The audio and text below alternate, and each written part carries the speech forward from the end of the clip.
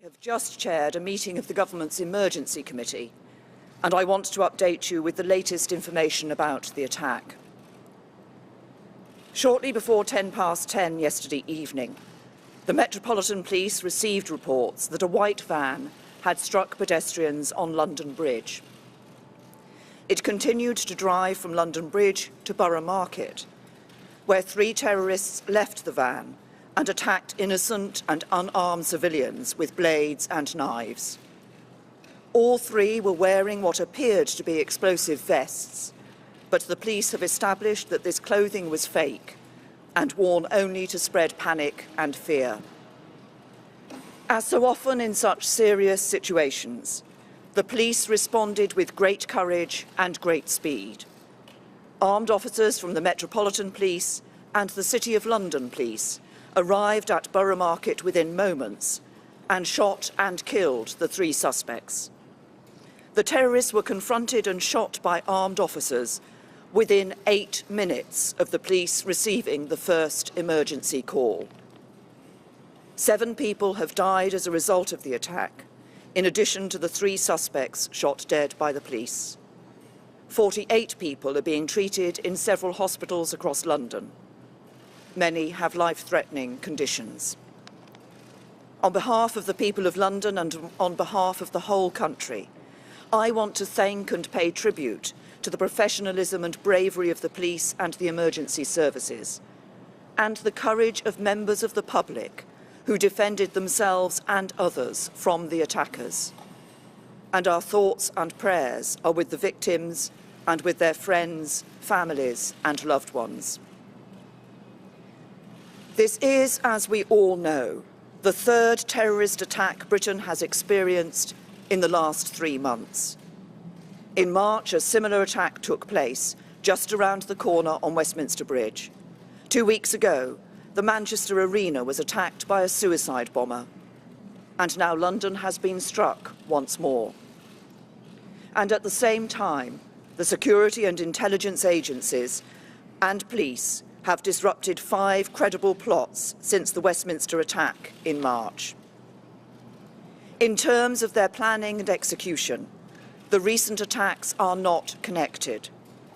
But we believe we are experiencing a new trend in the threat we face, as terrorism breeds terrorism, and perpetrators are inspired to attack, not only on the basis of carefully constructed plots after years of planning and training, and not even as lone attackers radicalized online, but by copying one another and often using the crudest of means of attack.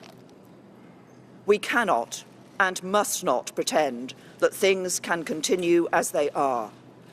Things need to change, and they need to change in 4 important ways. First, while the recent attacks are not connected by common networks, they are connected in one important sense. They are bound together by the single evil ideology of Islamist extremism that preaches hatred, sows division, and promotes sectarianism.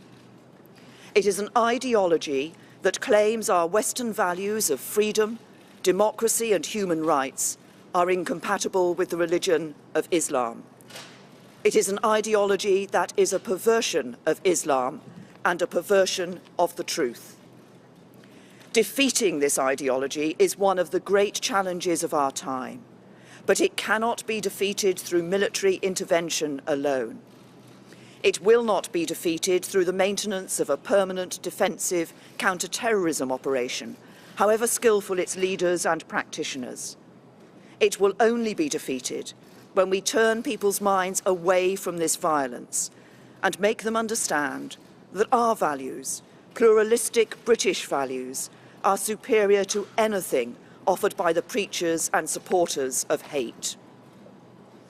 Second, we cannot allow this ideology the safe space it needs to breed. Yet that is precisely what the internet and the big companies that provide internet-based services provide.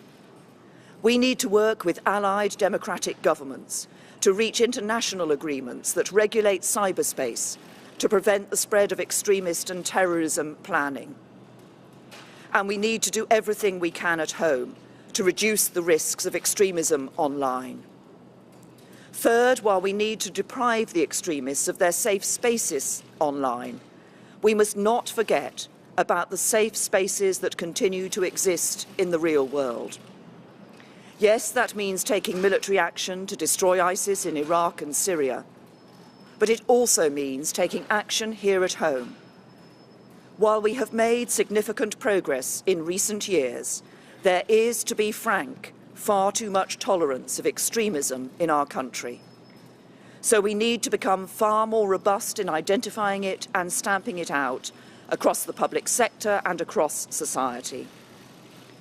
That will require some difficult and often embarrassing conversations. But the whole of our country needs to come together to take on this extremism. And we need to live our lives not in a series of separated, segregated communities, but as one truly united kingdom. Fourth, we have a robust counter-terrorism strategy that has proved successful over many years. But as the nature of the threat we face becomes more complex, more fragmented, more hidden, especially online, the strategy needs to keep up. So in light of what we are learning about the changing threat, we need to review Britain's counter-terrorism strategy to make sure the police and security services have all the powers they need. And if we need to increase the length of custodial sentences for terrorism-related offences, even apparently less serious offences, that is what we will do.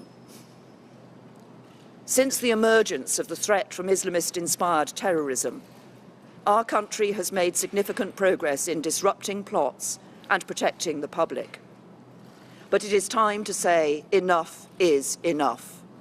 Everybody needs to go about their lives as they normally would. Our society should continue to function in accordance with our values. But when it comes to taking on extremism and terrorism, things need to change.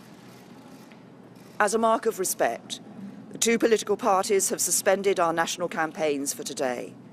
But violence can never be allowed to disrupt the democratic process. So those campaigns will resume in full tomorrow. And the general election will go ahead, as planned, on Thursday. As a country, our response must be as it has always been when we have been confronted by violence. We must come together, we must pull together, and united, we will take on and defeat our enemies.